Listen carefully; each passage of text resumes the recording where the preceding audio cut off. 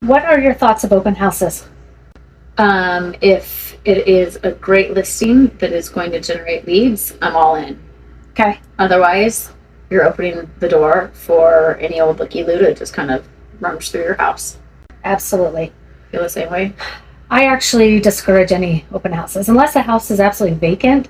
But if someone is living there, I highly, highly discourage it. On my own houses, I would never hold one. Are you kidding? No. Yeah.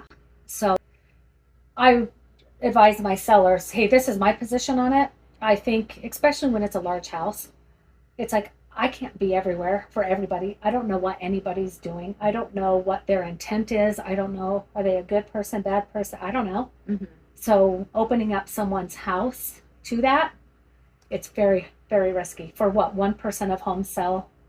Mm-hmm. No. Yeah.